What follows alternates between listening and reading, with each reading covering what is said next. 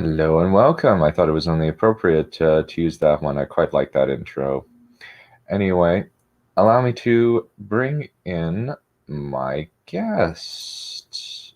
Please welcome first, as ever, my co-host, Neph Champion.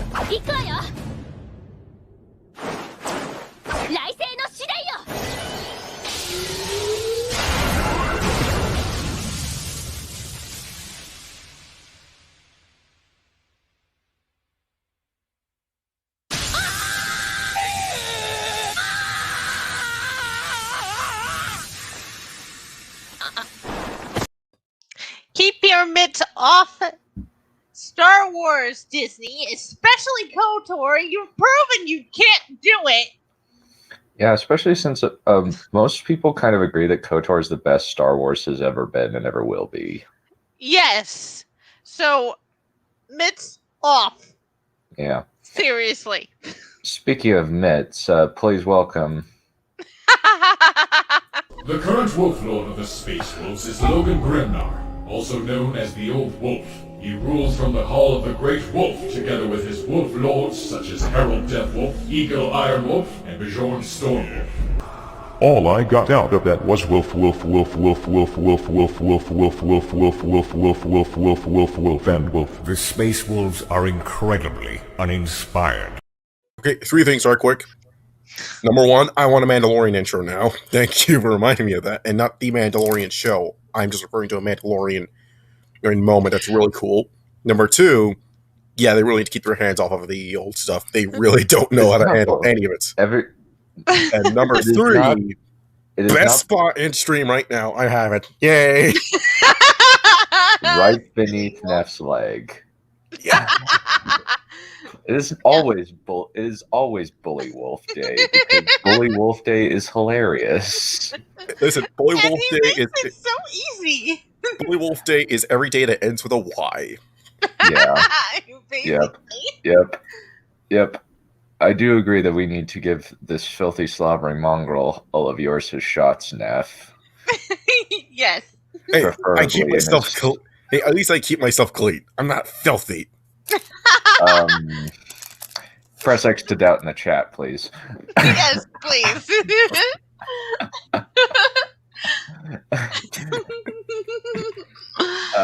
Welcome, Nihil Stylum.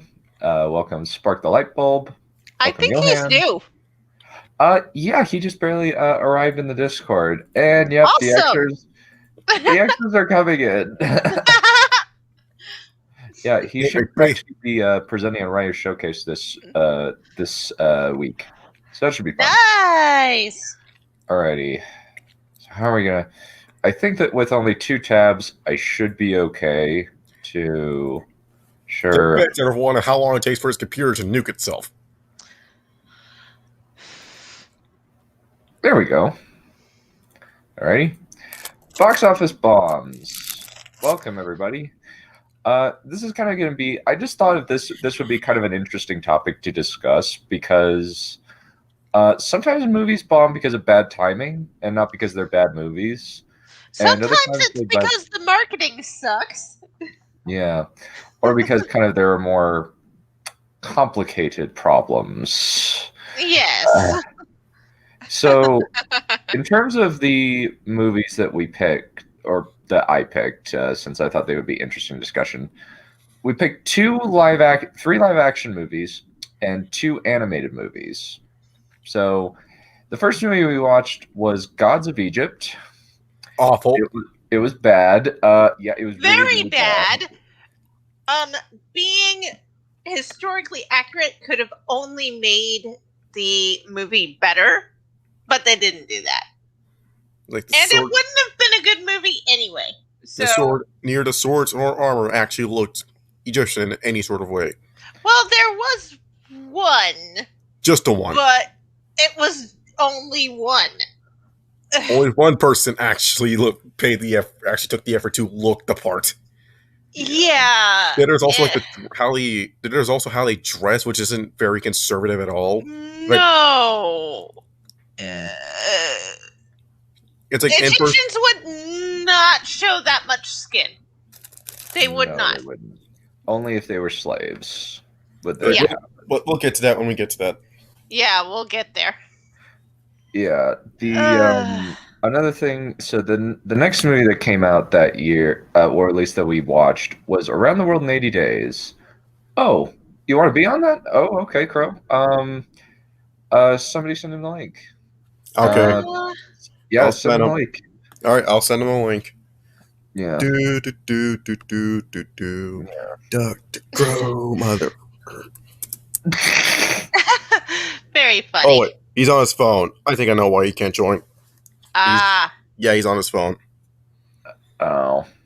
Well, crap. if he wants to come on, yeah, sorry about starting this kind of early, a little bit earlier than usual.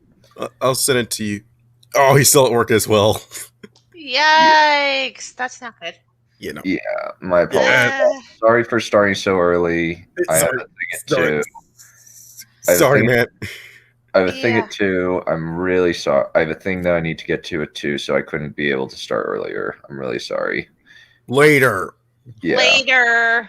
Yeah. Damn. Oh, dang. Even if he wanted to, he couldn't because he's not going to be there for the next 5 hours. So. Yeah. Yeah, that sucks. Yeah, it does. But so in terms of like discussion, we'll kind of have a bad sandwich, or at least like a good bread, horrible meat and cheese. Yeah. Maybe that's debatable. Yeah. Around the World in 80 Days was stupid fun, and it didn't try to be anything else. It was actually quite entertaining. Yeah, of course. Like, what else are you going to get when you cast Arnold Schwarzenegger as a Turkish prince? And put Jackie Chan in there as well. It's like because Jackie Chan is hilarious. You know, this film starts off on the start as how you mean to go, and nobody will ever know what they're missing. Yeah. Basically. So it starts off very, very funny. I was going, this is so stupid, in between giggles the entire movie. And it was timing that killed because like you have like little things. This thing came out between a Harry Potter film and came out right between Harry Potter 3 and Spider-Man 2. Yeah. One of the worst places to be. Yeah. One's an awful movie, the other one's fantastic. Yeah. Oh! Yeah. I remember that. The Jackie Chan adventures were amazing. They were just so funny. I watched.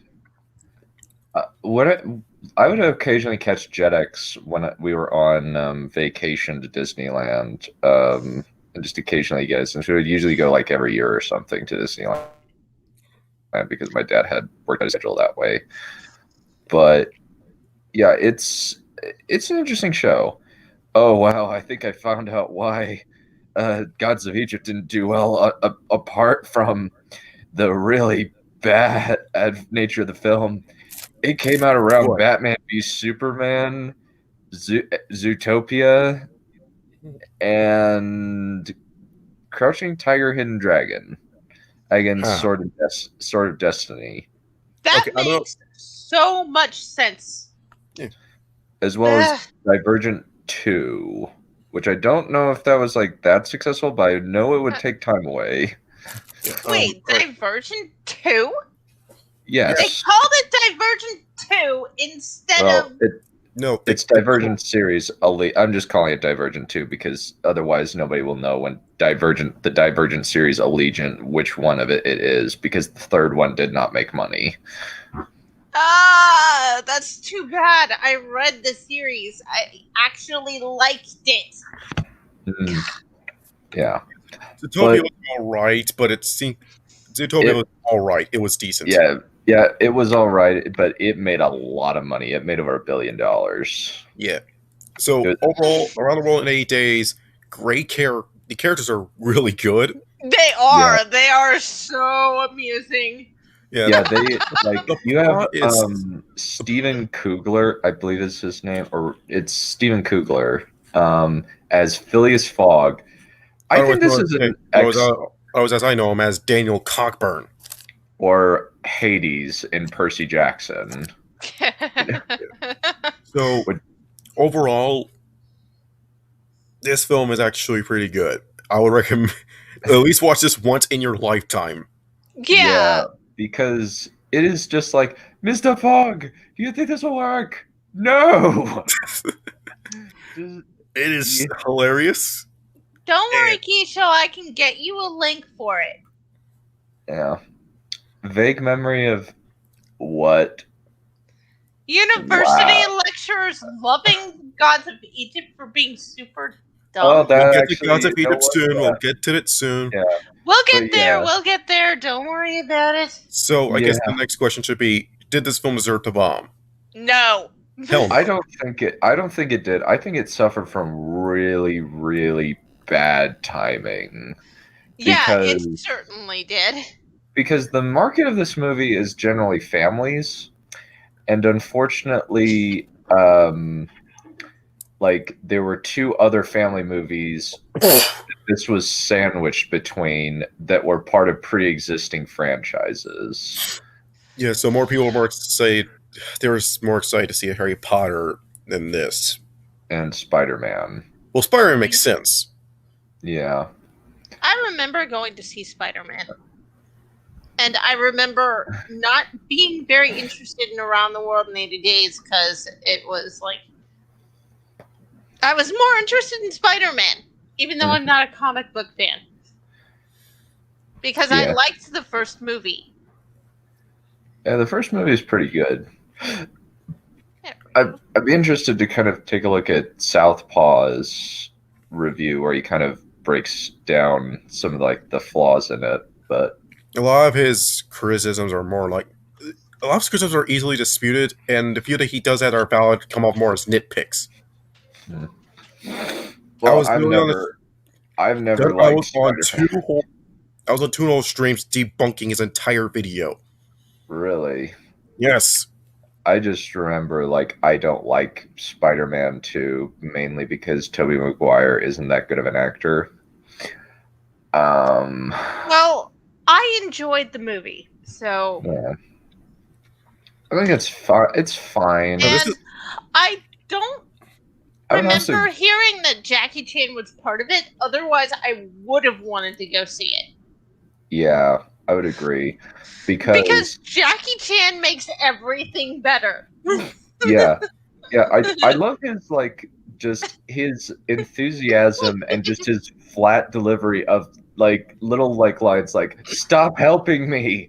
He's a deadpan snarker. And it's just wonderful. Yeah, or, like, just when, like when, like, Phileas Fogg says, will you be my valet? And, like, I just like, no! Okay, I'm gonna take the job after he sees the police. Yeah. So it's just, like, little things like that where it's, like, and, like, other little touches, like, he slips into a tailor's shop after he robs the Bank of England and then comes out shaven and wearing a nice new suit. Yeah. Yes. Our recommendation: do watch it. Yeah. Yes. Do this at least once in your entire life. Yeah, it is very enjoyable. Like, there's some legit funny moments. Like I just love. Like, I just cannot. Like, your reaction to Arnold Schwarzenegger as Prince Happy was hilarious. It's just like, you were just like, why is Arnold in this movie? Even as his own statue. I didn't recognize him until I saw the freaking statue. Meanwhile, I kept shouting, "That's Arnold Schwarzenegger!" And I was like, "What the hell is Terminator doing in this movie?" Dun, dun, dun, dun, dun. Yeah, it's just Arnold Schwarzenegger in brown face, and I'm just like, you know what? I am here for this. This is hilarious. I approve. Because Yes. clearly this is as far from a Turkish prince as you could possibly get in the whole world, but it's totally fine. Well, he is Jackie Chan actually, and the Terminator make a wonderful combination. So yes, keep putting them in movies together. well, it does The make way it does make some level of sense actually, since Arnold Schwarzenegger is Austrian and the Habsburgs, you know, they got in the pants of a lot of high up nobles to get the standing they did. There are no high up Islamic nobles by the time of the Habsburg. I know. I was just joking. You know, Yeah. it's like, but Habsburg would allow this to happen. the chemistry between Jackie Chan and Arnold Schwarzenegger was just more of this, please. Mm-hmm. Yeah, But yeah, it's ultimately the plot is very different than the book, and I think that's actually a good thing because the book Phileas Fogg is just a James Bond type without the killing stuff. you can call it Phileas Bond. Yeah, he just kind of says they read in the paper like that they could, like, he and his buddies at the Gentleman's Country Club just read, oh, there's this possibility that this guy made it around the world in this much time. Cool. And he says, I can do it in 80 days. And so they make a big bet. And he spends most of that bet throughout the course of his journey. Yeah. So, and Madeline is actually an Indian princess who they rescue, and her and Phileas get married at the very end. But it's very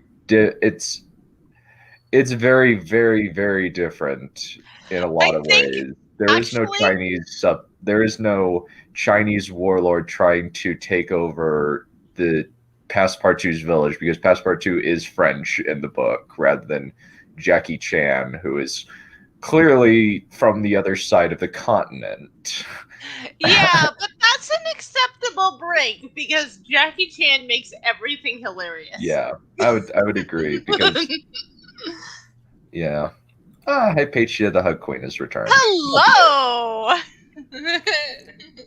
Yep. And we just barely got Huey the King, aka the Kingfish. Welcome aboard. Mm-hmm. So yes, nice. Occupation Army just came in. Oh, hey guys. Occupation Army. So yeah, usual for here. But yeah, there's not really much we can say because there's not much to spoil. It's very much a screwball comedy in a lot of ways. And it works really well. Like, the slapstick action is really funny because it seems as though, like, there are, like, elements of this where this is a cartoon. This is working on cartoon. It certainly felt like it was supposed to be a cartoon. But and it would have worked. It would have worked just as well if this was an episode from Jackie Chan Adventures. Yeah, I would agree, but I think that it actually works really well that it's in live action because it's more impressive in live action. Yeah, it is. And also just like I don't know why, but hurting people in live action is more funny to me than hurting somebody in a cartoon. Well, in a cartoon, you can have someone poke their finger into a gun and have nothing happen. Admittedly, that's mostly just Looney Tunes. I don't know of many other shows that would do that. I was just using that as an example of cartoon physics. Yeah. But it's like... Yeah, it's definitely like this. Definitely something that you can do. I think definitely check this one out. This one's a really good one. Mm-hmm. Yes. All right. Next up. Next on the list. The Gods of Egypt. Oh boy. Okay. That's actually a really cool poster for a really bad movie. Yeah, that's false advertising. Actually, I want to take it from Chris. Before we actually start tearing this movie to shreds, here is our recommendation. avoid it like the plague. Or if you absolutely must watch it, have plenty of booze. It'll only make it better. So because there's only one really good moment in this whole movie, and that's when they fight a pair of fire-breathing cobras. And the best character in the entire film is Chadwick Boseman's character Toth. Yeah. He has all the best lines, and he has the best delivery for them. Yeah, he does. He's another deadpan snarker that's just And I think Nikolai Coster-Waldau was kind of miscast as Horus. Yeah, same with this story. Is Jared Butler was also miscast as Set. The thing with this story, it's supposed to be it's just pretty much like a good and evil story, but they managed to even make, and it was a basic character arc. They managed to screw that up. Yeah, like, not only that, but they screwed up the entire Egyptian pantheon too. Yeah, they just didn't get anything right. Even like there aren't any like. It's like they didn't do any research at all. Yeah, it's extremely frustrating. Strange. Now there's like minotaurs that it's just strange because each had their own minotaurs, but they weren't the same. Yeah, like. Don't get me started on the Sphinxes. Ugh. Actually, the Sphinx was fine. The Sphinx is fine. No, actually, the Sphinx is pretty accurate to how the Egyptians interpreted the Sphinx. I suppose it didn't look quite right to me, however. Well, it's basically an Egyptian Sphinx is just a dude's head on a lion's body. Yeah, that's accurate. But here's the riddle. I forgot the riddle, but the answer to the riddle is tomorrow, not time. Tomorrow. The Sphinx has a couple of different riddles, and they chose that one. They chose one that the answer would have been time since it made sense, but they went with tomorrow as the answer. It's look here. Let me look up the riddle right quick. It's Egypt riddle of Sphinx. What is the Greek method? No, hang on. Make sure you say Egyptian, not just Sphinx, because you're likely to get the Greek one. You know what? Here, okay, I gotta find the movie clip. Let me listen closely to it, because I can't remember what exactly the riddle was. The riddle was just there. And well, okay, so. Okay, now hold on. Okay, get into the riddle. Hang on. So, I never was, and always to be. No one ever saw me, nor never will. And I am the confidence that all that live and breathe.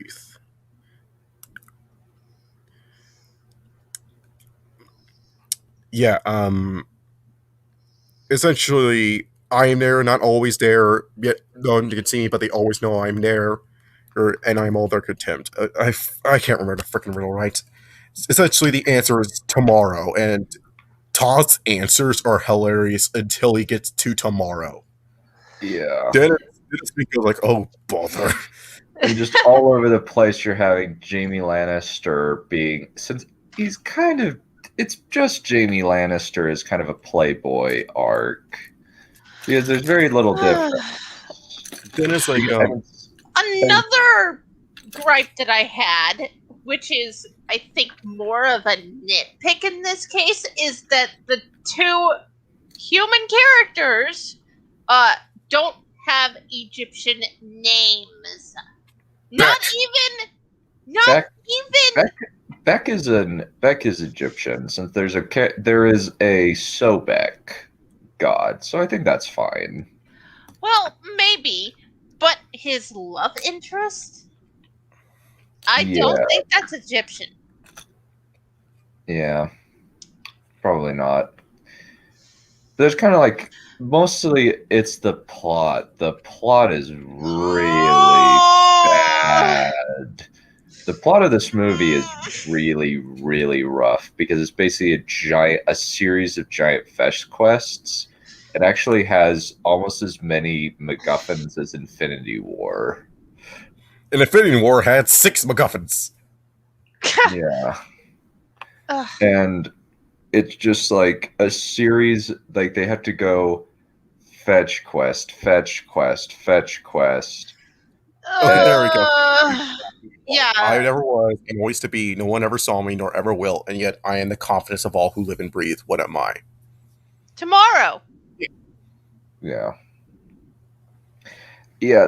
The problem of this movie, I think, is also another problem is it looks terrible too. Yeah, the CGI really is really bad. I can only say that the armor for Horus didn't look too bad. Not the armor, but his God armor. His godly form. Yeah, his godly form didn't look too bad. The godly forms didn't look too bad.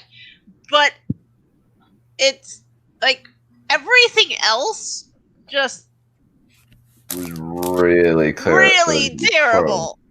Yeah. Oh my god, Space Joke sounds like Dragon Age Inquisition. Somebody contact Chatter. Oh dear. Yeah. I think that with Gods of Egypt, I think another problem is just it came at a bad time, but also February and January are kind of where most bad movies go to die. It's one of the major reasons why Black Panther made a lot of money was because it came out in February in a time where most other bad movies are coming out. It was very surprising. They put out a very good movie, or at least an not terrible movie. I have very conflicted feelings about Black Panther, to be perfectly honest, in terms of its plot and structure. Okay, so one thing that would have helped this movie was to have the human characters have accurate names to where they are. No MacGuffins, please. No MacGuffins. Yeah, no MacGuffins. Have a better setup and payoff for Horus's arc where he's indolent and then becomes king. But please, we don't really get much thing of he's indolent. He's just one party just before he becomes king, I guess. Yeah, a sick orgy. That's enough to And then there's all the non-period clothes because this is supposed to be ancient Egypt. I'm sorry, no one except the slaves are going to be dressed immodestly. Mm-hmm. So there's not going to be much skin. There's probably not even going to be ankles or wrists. In that kind of, maybe. They all wore skirts, I believe. I think that with with some of the Egyptian, maybe with the men, they would be mostly wearing I think they would, because of the heat, they would be wearing yeah. There isn't very. You have the racial blackness. Okay. I think that this part is. I think that there's been kind of this weird thing going around thinking that Egyptians are just black. They're not. They're not. No, they're not. Yeah, even back in the day, there was this whole kerfuffle about Gal Gadot playing Cleopatra, and a whole bunch of people went on Twitter. No, she is from Israel. she's got the right skin tone. Yes. Doesn't matter. Well, it's kind of another problem was like there's this Zionist like a Zionist. They don't like the idea of Zionist playing an Egyptian. But the thing is, Cleopatra's Greek. Yeah. Exactly. Greeks are pretty white as far as I can remember. Oh yeah, they are actually. They are. If you were according to some discoveries made about their statues, they know that they used a paint that was very pale. And the Greeks had to believe, and practices many cultures believes that if the gods looked like anything, they looked like us. So they painted them. So they painted their statues after how they would think they would look. So yeah, they were white. Yeah, I think. Well, maybe not white. Maybe not as white as we are, but certainly not black. Yeah, not sub-Sahara black, definitely. Tan, because probably a tan because Mediterranean. Like if you look at like even people in Egypt right now, like they look like so I think the goddess Bast, Horus's love interest, is a pretty good indication of what they look like, even though she's I think she's Chinese British, I believe. I don't maybe. I know that she's British, but her family is from China or Japan. I'm not sure. Yeah. Okay. And so yeah, like she's Greek. So and the Ptolemaic Egypt practiced a whole lot of incest. So they weren't interbreeding with them low common folk. Yeah, I'm looking. Nope, there was very little to no Egyptian blood in her. Okay. There was no Bass in the film. Oh, who was it again? Oh, it's Hathor, I believe. Hathor. Oh yeah, the cow goddess. The cow goddess. Yes. Actually, French. Oh, she's French? Oh, sorry. Her father's Cambodian, her mother is French. Oh, okay. Not that it really matters, since all of those people are kind of are in the same skin tone. Mm-hmm. Yeah. I think like I just think that like people are just like they're looking to be outraged, and also they're just stupid and have not done any research. Later, Keisha. Erica show. Adios. So yes, of all else, the biggest drawback of the entire film is actually the plot. Yeah, the plot is. It's also pretty forgettable. There's the main character is not very good. I think you could have done without the human characters. Period. He doesn't need to be there. No, they don't. Plot, characters, soundtrack, and visuals. The landscapes are fine. And the CGI looks cheap at points. I'm amazed. I don't know how they blackmailed Jeffrey Rush to be in this movie. I don't know how they blackmailed Nikolai Coster-Waldau to be in, because Game of Thrones was still going on at this point. It was pretty big. I don't know how they got Gerard Butler to be in here, because he's a pretty big name actor too. I have seriously no idea how they got Chadwick Boseman. It's like this was technically before Civil War. The CG is a coin flip. Technically, I think. Technically, this was before Black Panther and Civil War. Well, this was before Black Panther and Civil War rocketed him into the stratosphere.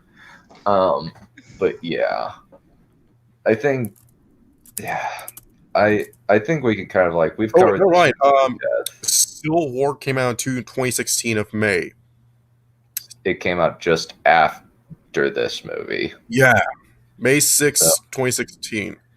Yeah, and it's where it dropped. So he was making this movie at the same time. Okay, the actual official trailer dropped for November 24th, 2015.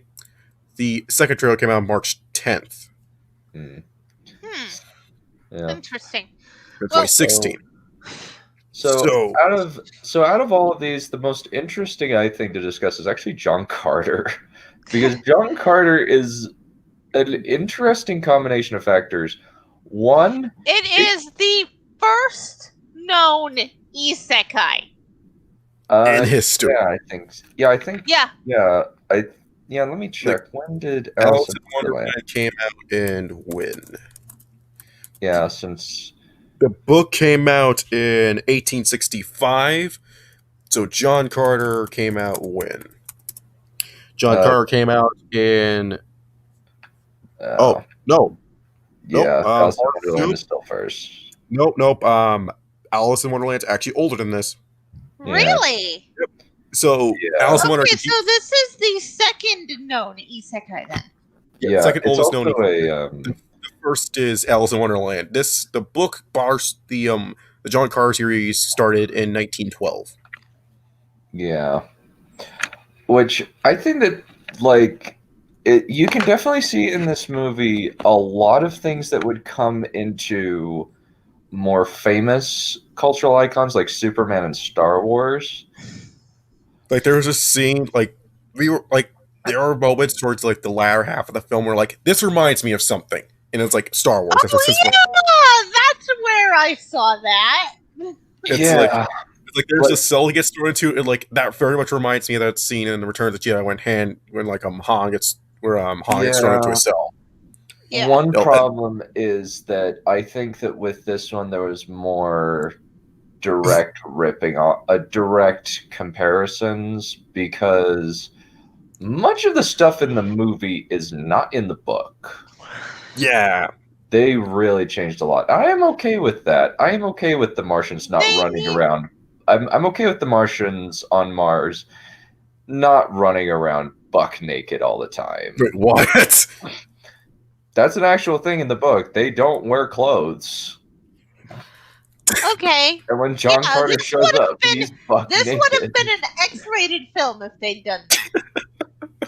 Yeah. There would have been a whole lot of censoring. We didn't even mean for this to be an X-rated film. Well, too bad. Yeah. Yeah. Joe Bag of Donuts. Welcome to the chat for the first time. Yeah, I admit that like certain things about the movie would be more appealing. But I'm not going to say anything. Okay, one of the things that would have made this movie better is if the very last scene was actually the first scene. Yeah, a lot of the movie suffers from poor opening structure, and the ending structure is really weird because you have a prologue and then you go to an unspecified time in American 1881 1881 on Earth, and then you go back in time when you're reading a journal. We're gonna have to shut yeah, so it sort of started with him not him going into the crypt, but the nephew finding the journal, reading that, then going to the crypt. Yeah. That's how it should have started. And then everything else would have been fine, except for maybe a few things, because of it. I disappeared while watching part of this movie because it was boring me and I needed a drink. So I just went. Yeah, I think that I think that kind of having the telegram and then the getting sick and then and like a quote unquote dying, because apparently the whole start of the book is the whole start of the movie is a really weird structural mess. It starts with a fight and it just leaves us confused. Yeah, and it really does suffer with world building disease. Yeah. They are it's throwing like so many terms at you a whole lot. And clearly, understand the director really liked the book and wanted to put as much of the book into it.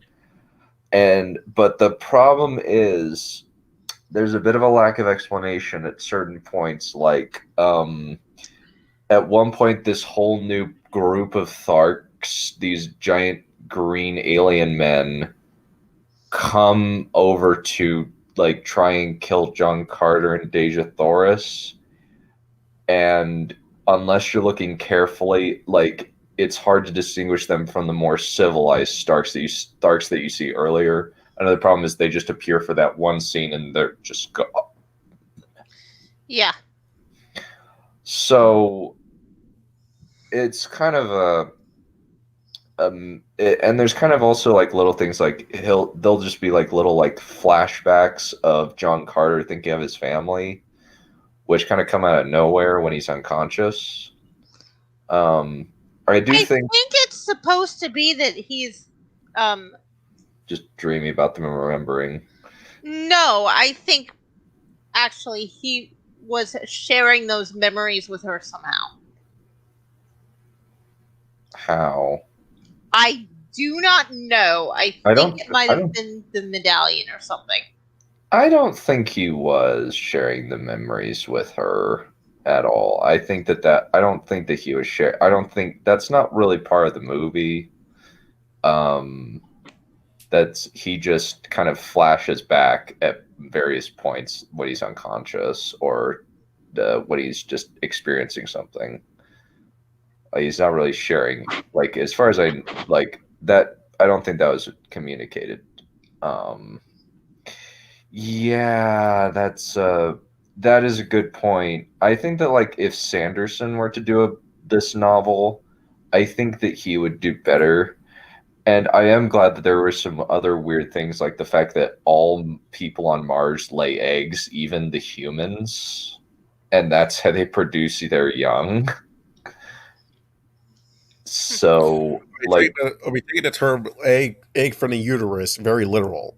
You actually lay an egg. Yeah. Yeah, that hurts. Yeah. That would hurt.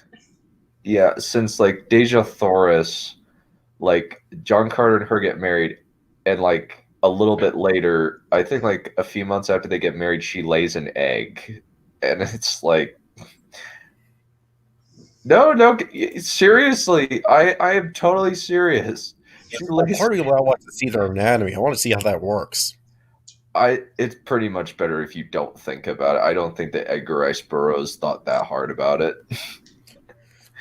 Still, if I run to a human that lays an egg, I want to see their anatomy. Yeah. So yeah, the book is very pulp. The book is very pulpy. And one thing that the movie did that I don't know whether this was a good idea or not, but what they did was they interwove some of the plot from the second book into this one to kind of give more point to Sapthan. Because even in the book, it's kind of like there isn't really that much of a plot. It's kind of John Carter wandering around Mars, either trying to rescue Deja or trying to get home. Not really. He just kind of accepts that he's on Mars for life, and there is no medallion that sends him home. The medallion was completely made up for the film.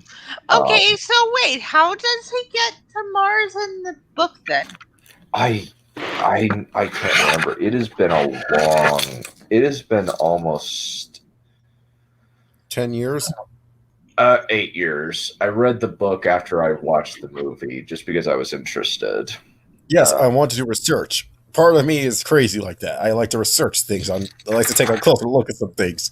So I see something out the ordinary. Yeah, let me. If I need names for something and my characters are in Japan, I usually just go to a baby name site and pick a name that I like that means something that I need it to mean. Because meaningful names. But yeah. Yeah, it was. Yeah, let me. So the plot summary, he's just mysteriously transported to Mars after he hides in a sacred cave. After he runs away from some Apaches. Huh. And he wakes up back. So what happens is in the book, the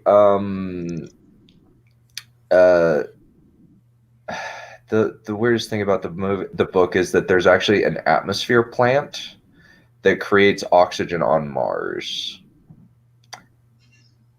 And then what happens is he gets a code to go find to this factory.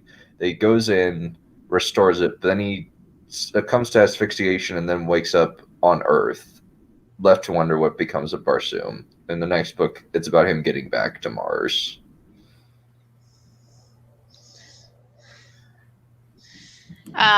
Okay.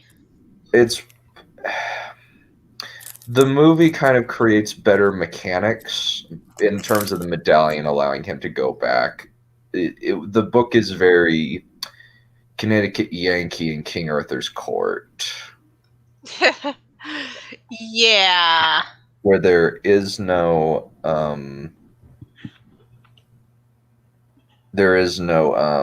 I say it? There's no explanation.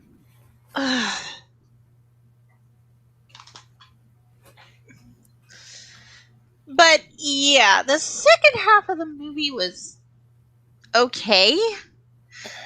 Yeah, you do get much more of a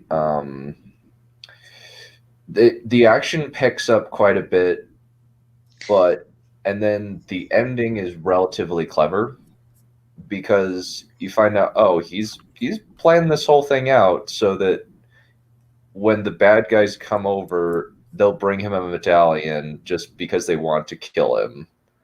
So he just lures one in, shoots him, takes his medallion, and just, I'm off to Mars. Peace. Yeah. It still would have worked better as the opening scene. Well, not that sequence. I mean, it still would have worked better if it had been at the beginning of the movie. I think everything in the flashback on Earth that takes place on Earth after he makes the medallion, gets the medallion, or after the dig to get the medallion, to get where he's looking for the medallion, and him getting sick and passing it away. I think that would have been a good opener rather than the fight that didn't mean anything. Yeah.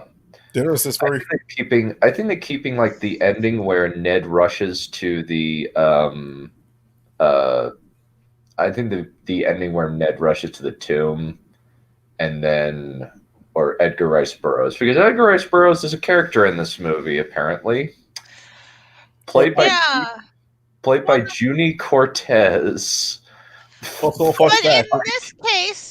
in this case, it works because he wrote the book as if it was his uncle's journal. Yeah. So author insert actually works. Yeah. It doesn't anymore because nobody understands how an author insert is supposed to actually work now. Also, it's kind of more of a Edgar Rice Burroughs isn't really a character in the book. It's a movie-only character. Yeah, he's a movie-only character. It's basically kind of just like a, I guess it would, an equivalent is kind of like if, say, Lord of the Rings started with Tolkien finding an ancient tome about Lord of the Rings. Okay. Yeah. But Tolkien himself does not appear in Lord of the Rings. He just publishes it, and it's published in kind of the vein of the pulps, where it's like a journal, but there's no specifications of who found the journal. It's just a journal that got published. Also, a little funny line I like towards in the end of the film. He's like, by the time you've already read this entire thing, they most likely have already gotten in. Yeah. Yeah, that was neat. Yeah, It's like, and like you took so long. And then he cleverly said, like, throughout the book, he says Edgar, and then though in the Telegraph he says Ned. He's like, he never called me Edgar. And you call me Ned. And the cool thing is they show you the telegram at the beginning of the movie, so really clever setup there. I think the major, I suppose. And I think that was clever. Yeah. Yeah. I think keeping the last 5 minutes of the movie where they are would be good, but I think that the point where the dig where you see him drawing a mysterious woman's face and then him getting sick, and sending the letter off, then getting sick. I think that would have been better as the beginning, but I think keeping the twist of he's not actually dead, he just drank some pufferfish juice just so he could get the bad guys to come over and give him a medallion. I think that works well as an ending, as a good cliffhanger. The problem is this ain't ever going to make its money. The thing is, this did not make its money back. It lost. No, there was enough there that they could have gone on to make a second film. I don't know if there was enough to make a third. But there was enough that they could have done at one scene. Okay, so this is what we did. They made the money. This is what we did. There is a giant John Carter of Mars series. Oh no, I know that. But I'm speaking of just what's in the movie. There was enough of a hook that there might have been that they could have made one more movie had this movie made money. But it all depended on whether or not this movie made the money, and it didn't. Yeah, and kind of the fact that it's kind of like Disney's third worst bomb in the history of its existence is... Yeah! This thing lost $215.9 million. Yeah, which is really bad. The only movies that lost more that I am aware more, at least on the high end, are Mars Needs Moms and The Lone Ranger. Yeah, on the high end, Lone Ranger, the Lone Ranger either lost less or more than John Carter. Yeah. And that's a weird thing too, because we all said Soul lost money, but the thing is, surprisingly, even on both ends, they didn't lose enough as John Carter did, but they still lost money. Yeah. Yeah, and I think John Carter's I would like to actually maybe at some point, I don't know whether or not we could do a full stream discussion of John Carter, but there's John Carter's kind of a more interesting problem as opposed to the other movies, I think. So yes, I guess we should move on to the anime films now, should we? Yeah. We should. So the next movies that we're going to be talking about are the animated bombs. Black Cauldron and Treasure Planet. One of these films deserved to bomb. The other did not. Take a guess. I wonder which one deserved not to bomb. I don't know why this didn't swell. I don't know why. But yeah, the Black Cauldron, I hate this movie. I legitimately hate this movie a lot. The only character that was interesting was, what's his name? Guri? Gurky? Really? Gurky? We're covering pennies when we've lost millions. I do agree. Treasure Planet is awesome. Treasure Planet is awesome, and we will talk about that in a second. Yes, we will. First, promise. But kind of, we need a palate cleanser. I hate that. I just want to say I hate this movie with fiery passion. I actually hate this movie more than I hate TLJ. Gurgi was my favorite character, but that's not saying much. My favorite character is the Horned King. Well, honestly. yeah. You guys have favorite characters? The Horned King's actually like kind of scary. Yeah, he's really creepy, but also really cool. And Gurgi was my favorite of the good guys. Yeah. But everyone else is bland, flat, and just uninteresting. The only thing that you really get out of these characters is just Taran is just typical fantasy protagonist, wants to be a warrior, and then gives up his magic sword because reasons, even though they should probably have just, honestly, if they had left well enough alone, might not have, well, it turns out well in the end, but if they had left it well alone, the Horned King wouldn't have won, because the Horned King seems like his men suck. Yeah. That's why he wants to make an army of zombies, is because his men suck. They do indeed. Yeah, they're just, and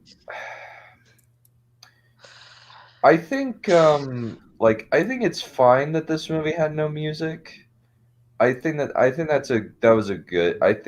would have destroyed. I don't like fantasy musicals. I think that fantasy musicals is a bad idea. Unless if it's, say, a book adaptation, or if it's epic fantasy, like if it's a fairy tale, I think it works fine. But if you're doing something that's like trying to have a little bit more drama, it's harder to do musical stuff. Especially when because I don't, having the Horned King sing would have been completely ruined the image. Yeah, the main reason, this was made by Disney, and the worst part about it is they will never touch this book series ever again. There's been rumors in the thing for a while, because they own the rights, that they would make a Black Cauldron TV series to compete with Game of Thrones. No, they're not going to do that, because this movie failed. And it failed in a kind of hilarious way. It lost in its opening weekend to the frickin' Care Bears movie. Which I find abjectly hilarious. Yeah. I agree with that. It is a very good musical. Anyways, let's go on to the other film made by Disney. Yeah, that is legit embarrassing. But yeah, I really don't like this movie. Don't watch it. There's a recommendation.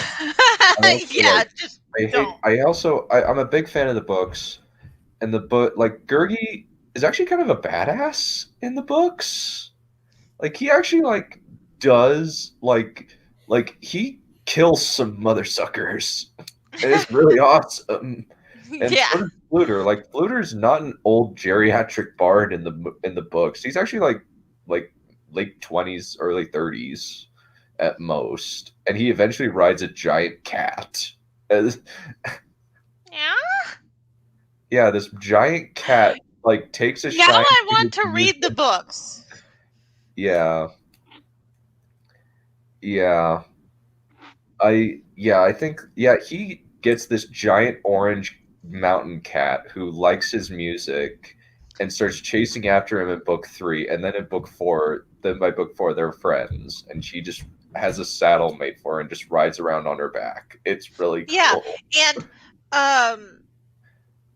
And Taran eventually goes on an arc where he becomes High King, but it's totally earned.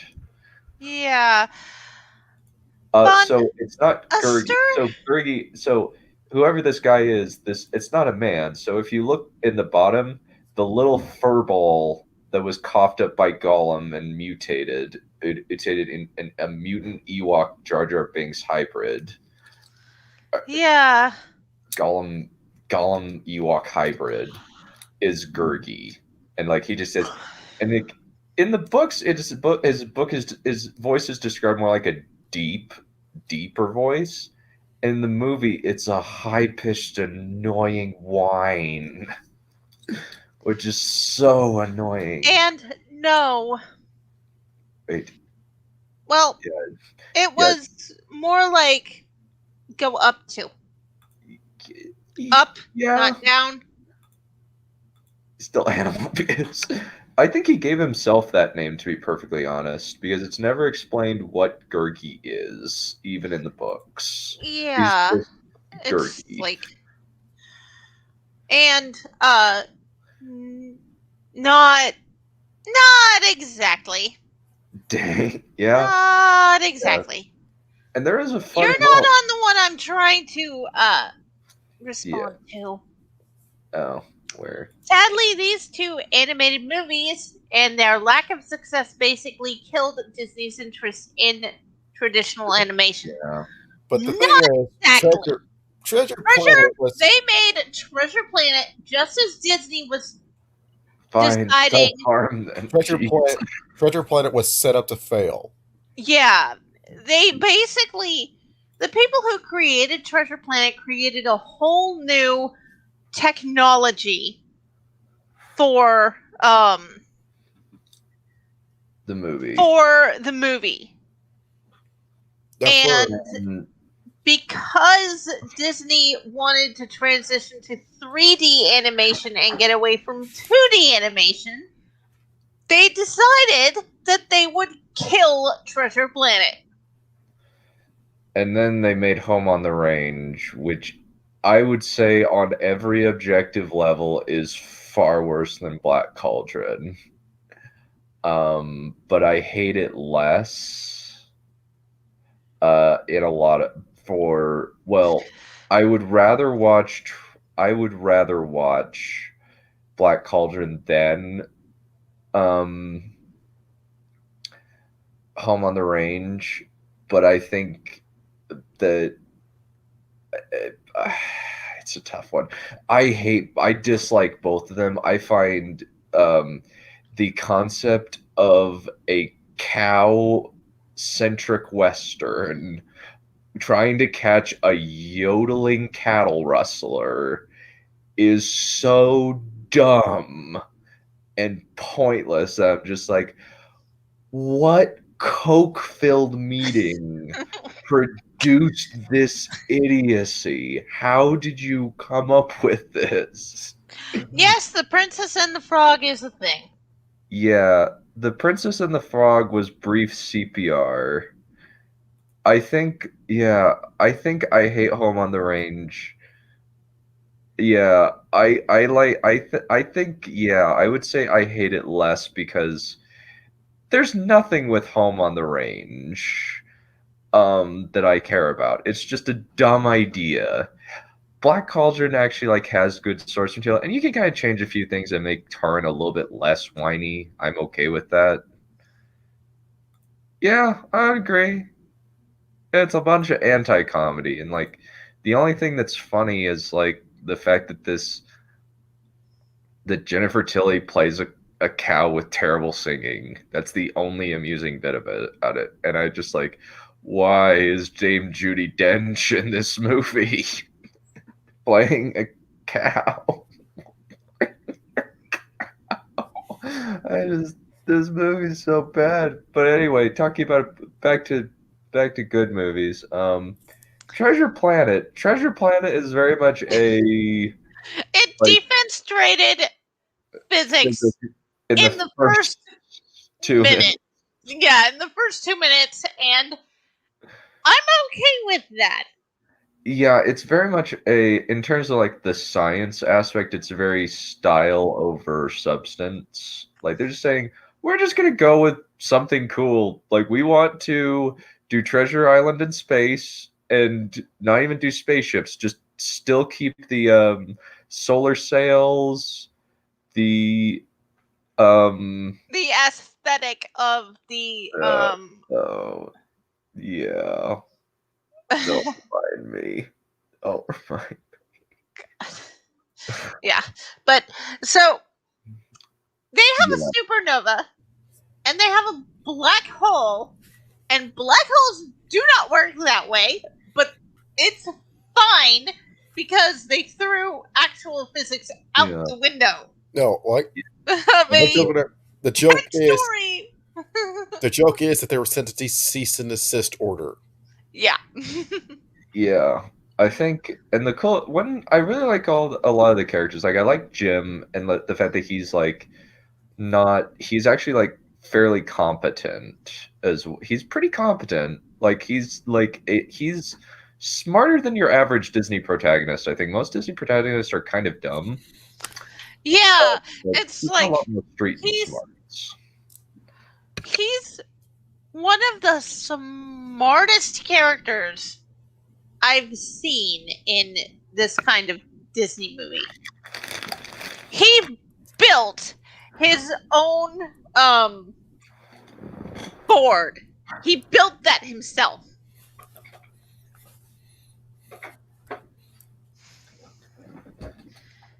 And it's just, oh my god, I want that. I want that so much. Yeah, it is really good. I also like Long John Silver both as a character and as a design for a character. Yes, he was wonderful. Yeah, I do love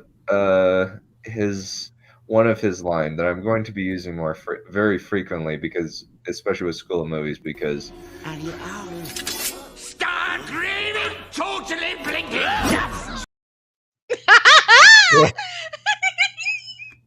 I love Silver so much. Yeah, and it's Long John Silver. Yeah, it's underrated. It's like, yeah, he's totally a better character. Yeah, Aladdin totally wishes. Yeah. Aladdin wishes he was Jim. Yeah, Treasure Planet is very underrated and did not deserve to bomb. But the problem is it came out right before Lord of the Rings, The Two Towers. Yes. It came out at a really, really bad time. I remember Atlantis. I remember liking it. I really like Atlantis: The Lost Empire. The sequel, yeah, hey, we should watch that. Ass. The sequel is ass.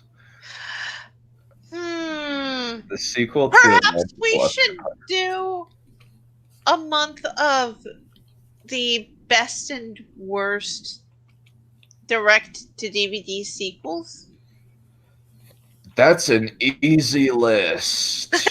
Yes. Pretty much the only good ones are apparently Tarzan 2, The Lion King 2, Lion King 1.5. I need to watch Lion King 1.5. Oh man, Lion King 1.5, stupidly funny. And Mulan 2 is awful. It is really it's Mushu's the bad guy in Mulan 2. Unironically, he's the bad guy, and he's not even voiced by Eddie Murphy. It's actually a white guy voicing Eddie Murphy. It's actually a white guy doing an Eddie Murphy impression. So they're so cheap they couldn't get Eddie Murphy again. Nope. Oh my god. Yeah, the sequel to the sequel to the Aladdin sequels are pretty good. Return of the Jafar is okay, but King of Thieves is really good. Cinderella 3 is actually pretty good. Cinderella 3 is actually pretty good. It is pretty insane. Whenever you have something like, oh, let's have the evil stepmother get the fairy godmother's wand and go back in time and ruin Cinderella's life, you're in for a party. And Cinderella and the prince are actually characters in this movie. At least the prince is. Yeah, there is a... Oh, yeah, Cinderella 2 is really bad. It's basically 3 episodes of a failed TV show that they decided to scrap. Yeah, there is legitimately a Cinderella 3. It's called A Twist in Time. Disney tried to milk a lot of their stuff.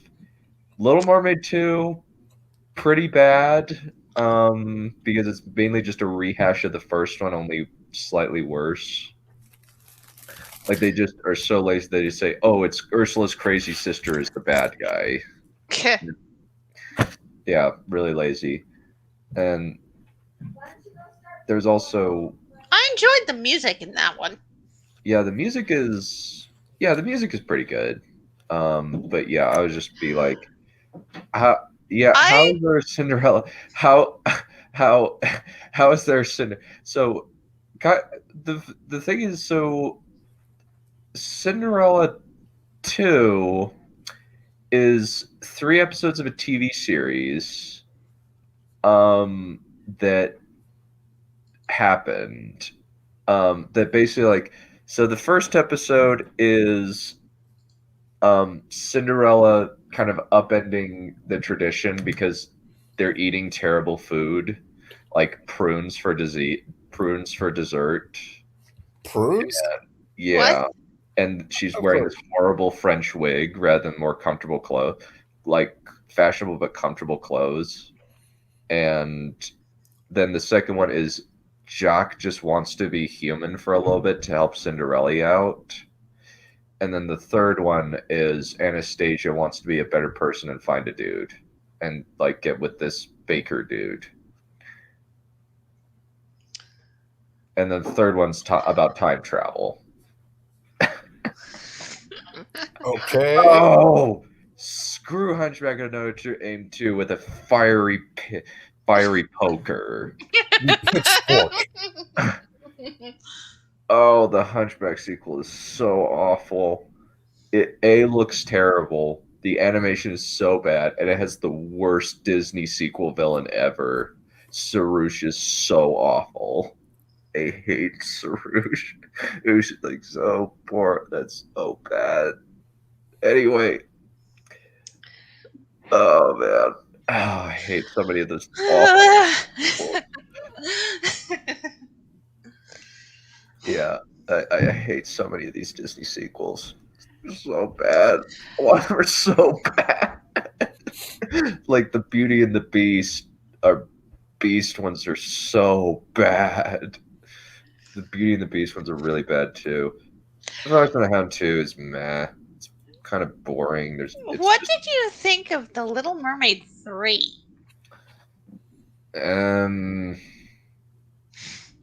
Footloose down below the sea is the best way that I can describe it. Footloose.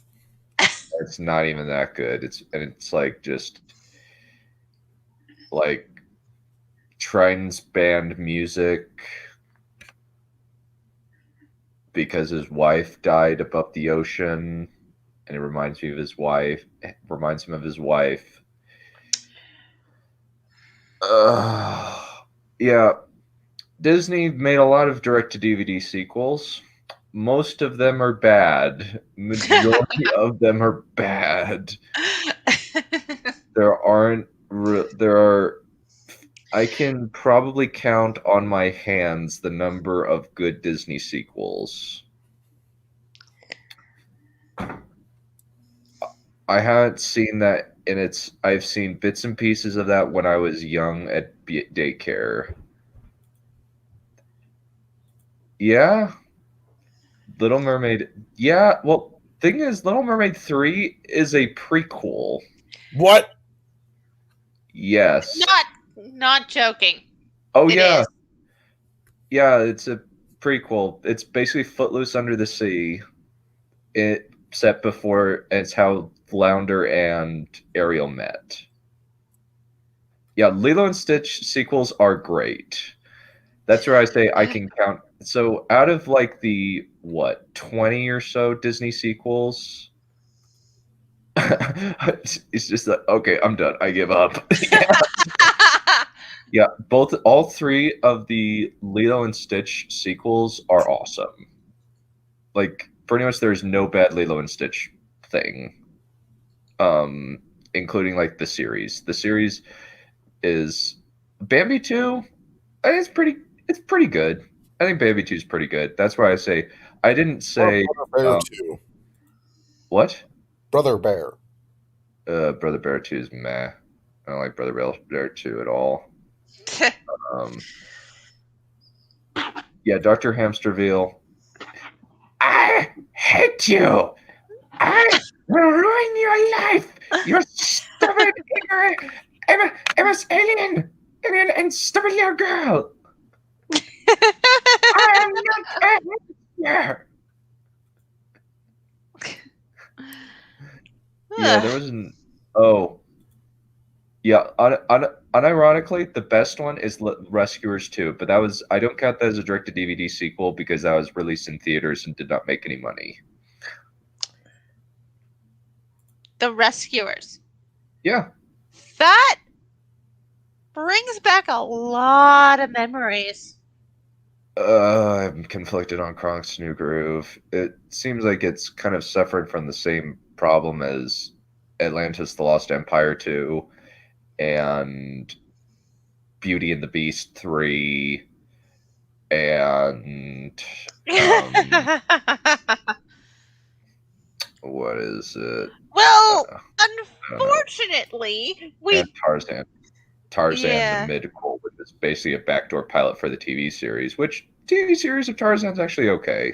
I like that TV series. Treasure Planet was supposed to get a sequel, but it technically kind of did in the form of a game. Yeah. But I think like with Treasure Planet, a lot of it is the flash and the aesthetic that's really good, as well as the characters. Like Doppler is an excellent yeah, the like Dr. Doppler is hilarious because he's just a big kid going on an adventure and he's clearly less mature than the person he's looking after, which is kind of a neat dynamic. Yeah, and it's Jim that's looking after him instead of the and other way around. And you have Captain Amelia, played by Professor Trelawney of all people. I love her. She's amazing. Oh yeah, Peter Pan 2 is bad. Peter Pan 2 is really bad. And that was released in theaters. That's not a direct-to-DVD sequel. That's just a sequel. But yeah, I love Emma Thompson as Amelia? Yeah. Yeah. Oh dear. Oh dear. Ow, that's terrible. Jungle Book 2. Jungle Book 2 is meh. It's lame, but it's not terribly bad. Well, that's a straight cheating kid space chunk. Yeah. Yeah, like she is so awesome. She's not even a femme fatale. She's just a fatale. Well, yeah. She's not a femme fatale. She's a feline fatale. Yeah. Well, she's also in Nanny. That's the main thing that I know her. Like, she's in Nanny McPhee, and I know she's in what is it? That's always the first one I think of because that's actually the first role I ever saw her in. And I know she was also in a bunch of Kenneth Branagh, Shakespeare movies. But yeah, I love Captain Amelia. Like Captain Amelia is great, and like she just she is. Like, and also just the fact that she's just zip your howling screamer and just so and straightforward. Excellent. She's got some very, very excellent insults. Which borders on the imbecilic. Yeah. Okay, what else is Ah, crap! What's just hell? Yeah, we upload that. They find my picture. Ah! Oh yeah, she was. Oh yeah, she was in Saving Mr. Banks. I almost forgot about that one. Yeah, she's a really good at Saving Mr. Banks as the and then Nanny McPhee returns. And then there's Mr. Arrow. He was one of my favorite characters. Come on. There we go.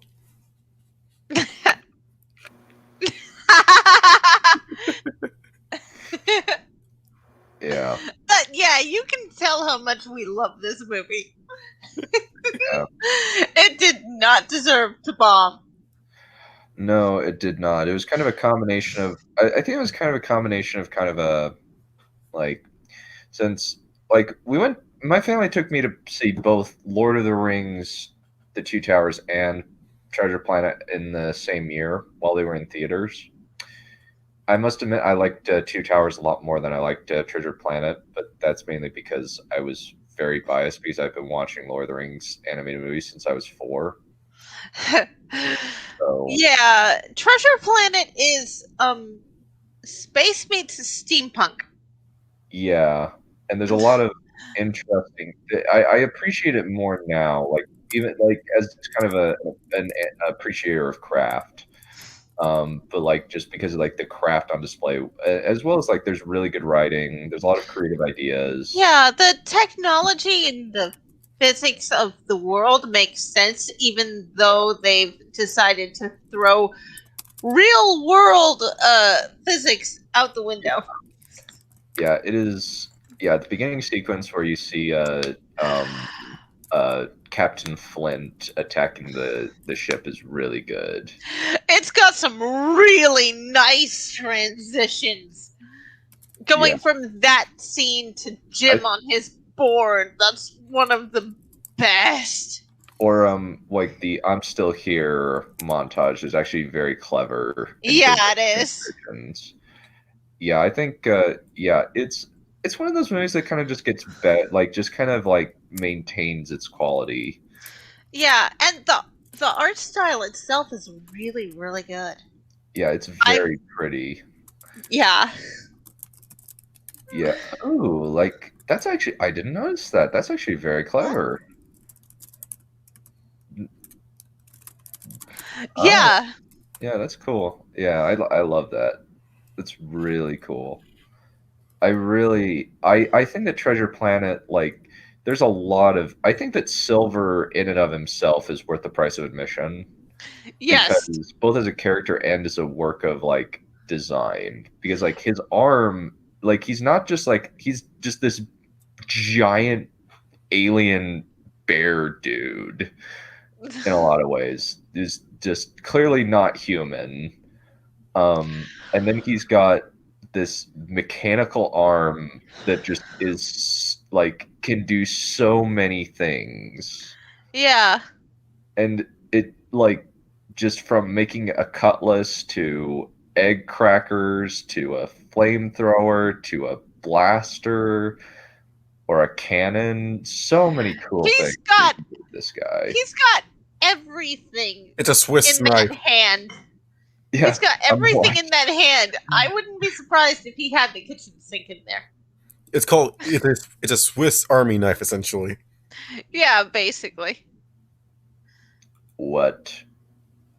What? What? It's a shame Disney didn't even. What? What? You have Black Cauldron on Disney Plus, but you don't have Treasure Planet? Sod off. Oh, go screw yourself, Disney! Black Cauldron does not belong on your streaming service. You hate it so much. This movie, on the other hand, deserves to be on Disney Plus. Yeah, the one flaw that I would say in the movie is Ben. Yeah. Ben is sucks. Oh my god, he's so annoying. My brain.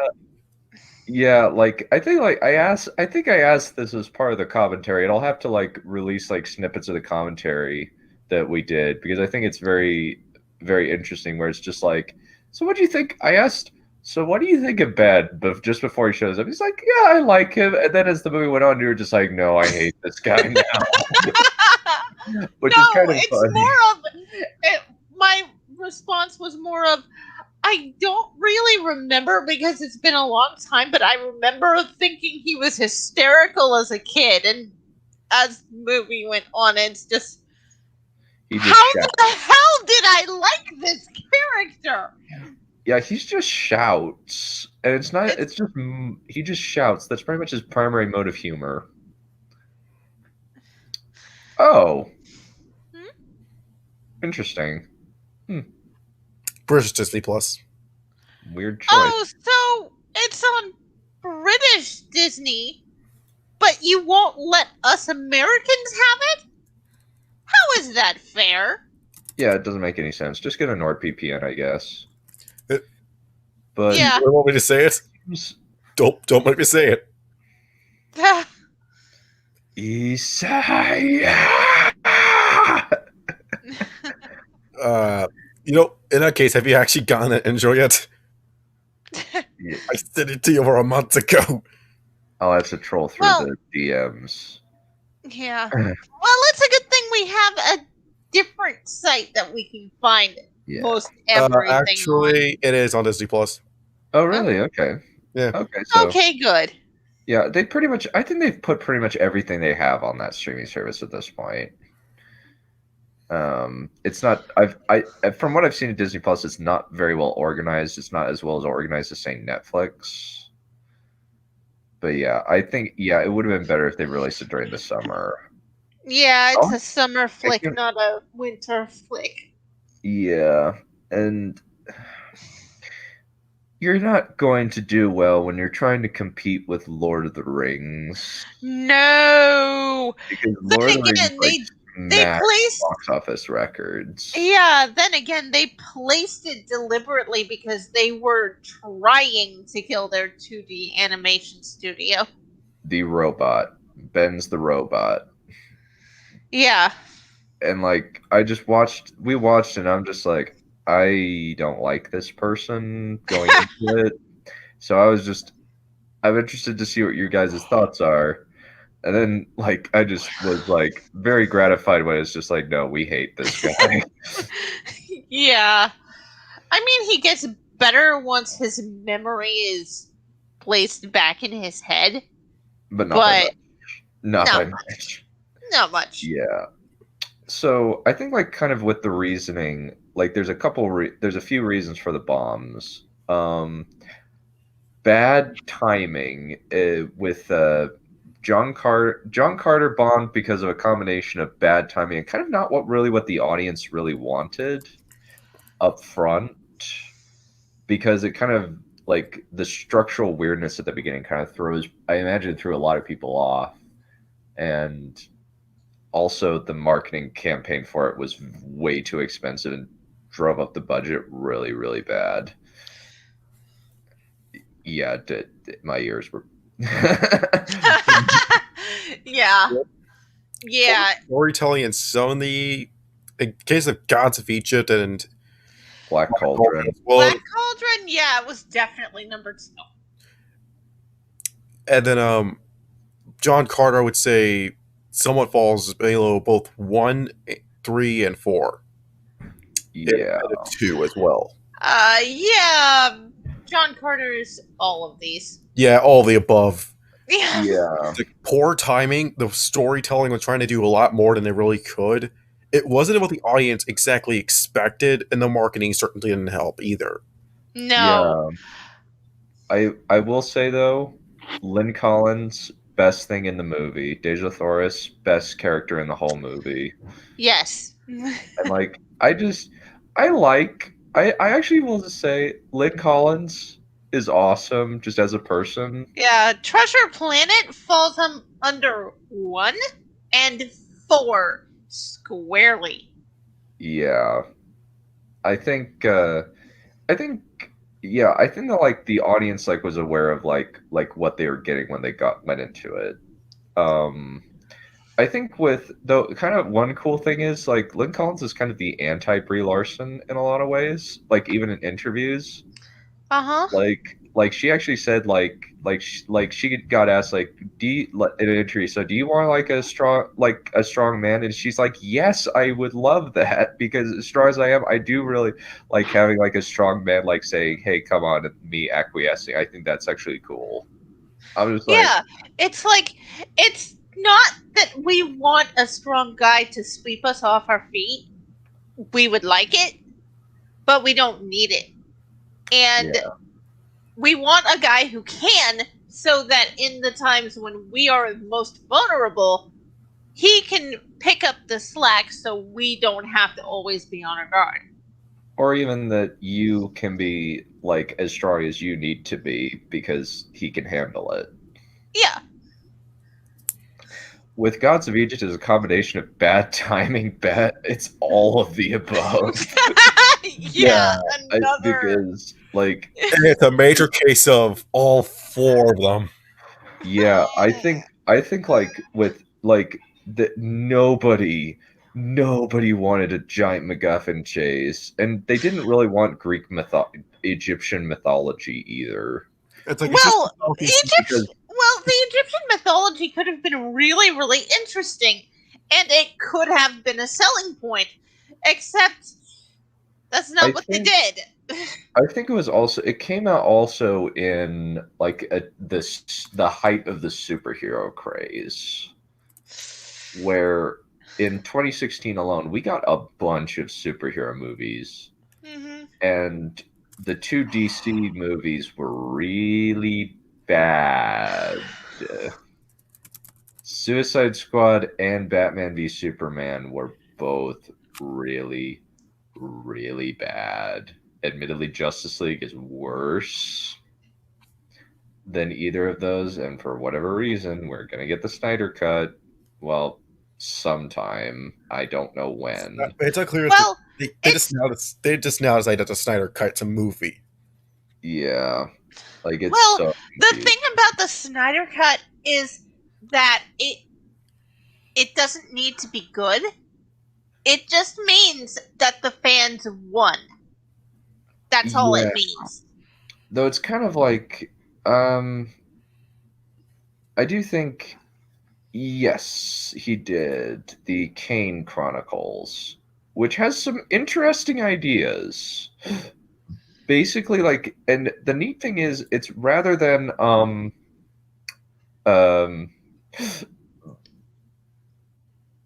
rather than having them be the children of Egyptian gods, instead they're basically the bloodlines of ancient pharaohs, and they gain power from whatever god they're a devotee of. Oh, that actually sounds interesting. Yeah. I picked up the first Percy Jackson I actually think King book, and I just Percy Jackson. I could not get through the book. Yeah, I got all three of the audiobooks, and I was like, oh, that's actually pretty good. Like, it's kind of slow, and I think that Percy Jackson, like towards the end, is much funnier, and the Heroes of Olympus is much funnier. I think that that's the funniest it's been, but I think that we can kind of attribute all of those reasons. So I think like that kind of concludes like the analysis part of the stream. If you guys have any questions for us, the next 17 minutes are up to you guys. Nice quick stream. Nice quick stream. I like it. But now it's all up to you. So, one thing that I would like to ask is, what might be like something y'all would like me to read at the Writers' Showcase? You already know my answer. Shut up. Not Dragon Blaster, shut up. We changed our profile pics because we were talking about Treasure Planet and we absolutely adore the characters. That's why. Yeah. Amelia is awesome. And yes, we ship them. Mostly because I think your trigger done made us joke during the stream. I can't know it's Neph and Wolf in real life. Yeah. But yeah, now so like I guess like what kind of like thing yeah. It's now finished. I've given it Wolf, you have no excuse. You have the entire manuscript in front of you. I am still saying read Dragon Blasters. Why? Actually, What's the point? Actually, in this case, I'm actually going to say no. Don't read Dragon Blast. Yeah, I think just because like I've read enough of it so that you guys can I've read enough of it for like you guys to have a taster and be invested in it. Yeah. But it's mainly just because I have so much material that okay, so I've got a few options. I've got let me pull up my actually Neph, can you pull up the books that I have? I'm on Amazon, since I would like to promote some of that. Yeah, sure, I can do that. Yeah, just look up B. Malachi Dunn. Mm-hmm. Hot take, I don't think Dunn is very good at reading things in front of an audience. Depends on the book. I mean, but the last time you politely said, you had the character politely say, I will stab you in the face. I don't think that I did that. I think that was a mishearing. I highly doubt it. I'm pressing exit down. Somebody tell me otherwise. I didn't say he stabbed her politely in the face. No, you said you had the character politely say, I'm going to stab you in the face. I didn't say that. I did not say that. Do you want to make a bet? I usually win these bets. Wait, you're making a bet? Do you have a gambling addiction? No, no, it's an investment. No. You're making a bet. That's a gambling. You're gambling here. Why are you gambling? You have a gambling addiction. No. Betting against you is not a gamble. It's an investment. No. You're gambling. That's exactly what gambling. Investment is just gambling, but with a better outcome. So.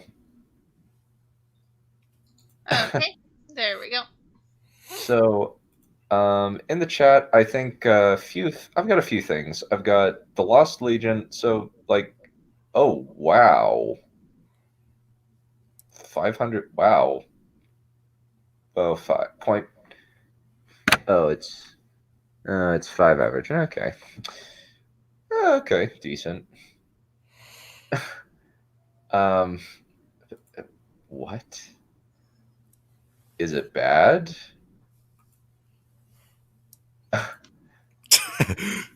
Gambling is sinful. Done. I know it's fun.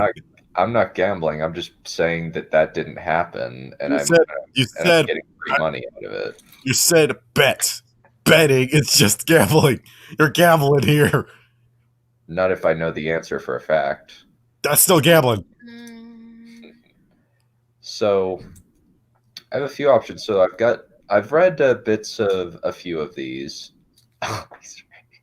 Okay, I guess I'll choose Young Dragonlord. Okay. Like what bit of young, like what kind of thing in Young Dragonlord? Since like I guess like what was like a theme? Okay.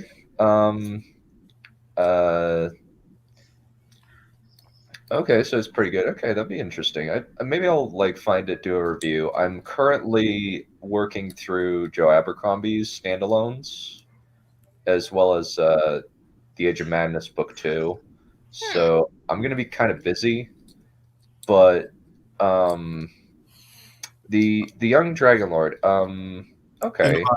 I know we're close to the end anyways, but I'm going to go now. Oh, you have to head out? Okay. Nah, I can stick around for a bit more. Well, we're good. Well, we're going to finish in 11 minutes, but somewhere between 6 and 11 minutes. Since I have to take my sisters to something, that's why I have to start early. This is a nice, quick stream. Yeah, it was.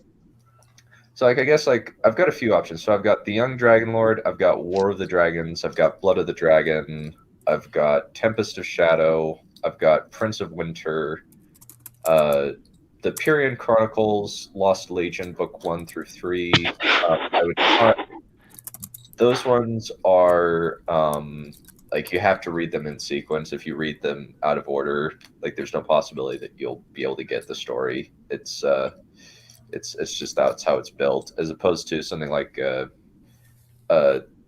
Dragonlord series, where you can kind of go more with a like, kind of, it's more loose, where you can kind of jump into any of them as standalones. It works better when you read them in chronological order, but you could read them at any time, which is kind of the beauty of it. Rise of the Dark Queen, I'd be down to read Rise of the Dark Queen as well. I guess, like, from the chat, what kind of, like, I guess, like, thematically would you like me to read? Like, kind of a, like, action, dialogue, introduction of character. I'd be down to read one of my climaxes if you really wanted me to. That's what she said. Funny. Apparently not. Yeah. But yeah, I'd be down to read. No, you can't do that. Yeah, I would like to read, like, read it and convince me to read it. Okay. Please, scene description. Okay, like a scene. Okay. I can read. Yeah, I'll read Dark Queen, since I am releasing the final book in the Dark Queen series. In this book, action. Action. You want action? You want some action? Okay. Seen action in the chat. I'm glad that my action scene writing is pretty good. Yeah, it's really riveting. Thank you.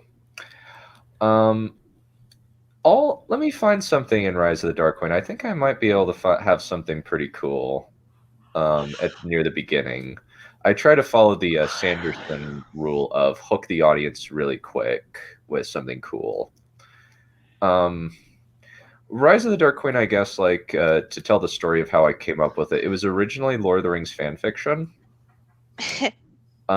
Where it was originally, like, the story of how the Witch King came to power. You know, the guy with, like, the open mouth helmet? Yeah.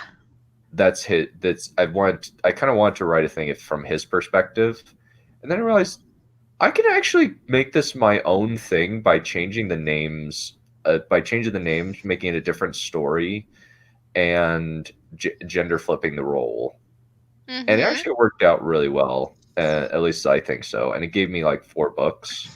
Oh, nice. So I have three of the Dark Queen series are out. I need to fix the thing of it's not really a trilogy. It's 4 books, so it's a series. Uh-huh. So I need to fix it. It's a quadrilogy. Yeah, it's a quadrilogy. Or a cycle, like the Inheritance cycle. Though the 4th book is kind of an epilogue to the other 2, which, yeah, it's kind of an epilogue to the other 3, where it's kind of like, a lot of this is kind of like, I kind of realized kind of about the story that it's more like it's really the story of this one guy. And the first book is his parents meeting. Then the second book is him being born. Third book is his life and conflicting with his undead immortal dad. And the 4th book is him as a ghost kind of passing on the torch. And I'm almost finished with the 4th one. I just need to finish it. strange women lying in ponds is no way for a system of government. I actually argue for that, actually. Strange women laying in ponds distributing souls is a perfect way to establish your government. There are no eagles. There are no eagles. There are orcs and trolls, and elves and dwarves. But I actually made the elves and dwarves the antagonists of this book. Oh, nice. Yeah, and it's actually like more of a morally gray situation where the elves are actually like see that there is a problem and decide to go up against this Dark Queen and her army, and it's up to kind of a third part up to other factors whether she wins or not. It's more of a gray conflict where she's out for revenge because her child and her children were murdered in a coup along with her, and she's just an undead revenant trying to get revenge on the descendants of the people who wronged her. I can't rip off too much. You could always make them griffins instead of eagles.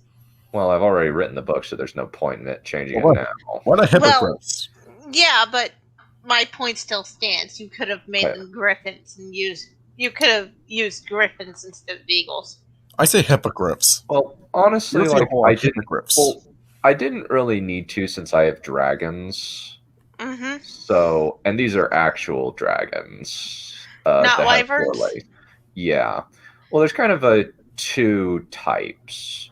There are dragons that have 4 legs, but there are also like it's kind of like a genetic defect almost, or like a genetic aberration. But yeah, I didn't really have any spot in. I didn't think that like I had a spot. I didn't really have a spot for eagles in the story, and I just think, I don't really need to put eagles in here. There's no point. And the main thing I wanted to focus on was like the character drama and focus on that. And I had like other things, and essentially like book 3 is kind of especially the ending of book. I think like the last third of book 3 is basically my middle finger shoved right in the face of Game of Thrones season 8, specifically episode 3, because this actually has tactically smart undead enemies that are not stupid. And they're actually taking advantage of the fact that there's like supply shortages, as well as like stuff like hunger, trying to push your way through through waist high snow, trying to figure out like ways of getting around it. Wyverns, you mean fire breathing chickens? Fine. Okay, middle finger to season 8. Fine, I'm back on board, I guess. But that's book 3. That's book 3 in the series. Thankfully, these are not very long. Rise of the Dark Queen is not very long, all things considered. I kind of just figured it out, like, as I was reading it. It's just like, I really hate season 8, episode 3, and I really want to try and do this idea better, since George is never going to write that 5th book, write that 6th book, definitely not that 7th book. No. He's not going to finish any of the other, like, projects he has, like Duncan Egg. He's going to die. But, yeah. Okay. I guess it's settled. I will read. I'll find something in Rise of the Dark Queen that I can read this week, just so I can kind of like get some hype going. Since I would like you guys to read that. And the nice thing is, all of my books right now are at $5 or less. Oh, than nice! All are on Kindle. The paperbackers still remain at the same price, but if you want a digital download, it's nice and cheap for you guys. But anyway, in terms of my schedule, Dragon Blaster is going to come out sometime in June or July. That's the current plan. I'm going to spend the next little bit editing it. I will also be putting out Queen of the Ashes as well during this time. Probably around that one is probably going to come out in June, and then I'm going to try to put out a couple of Dragonlord novellas in preparation for the Dreams of Dragonlords, which I hope to release in August or September. But that's kind of my current release schedule. It's not going to be as hefty as it was last year, where I put out 6 in one year and a novella. I'm going to keep it so that it's a little bit more managed, since I had a lot more stuff that I was sitting on that I was kind of like, okay, just wait. And right now I'm kind of finishing a number of things, and because I write relatively quickly, I can be able to get you this content. And because I have 11 books right now, I can kind of say, hey, I can take my time a little bit more and put out 2 to 3 a year rather than 6 a year now.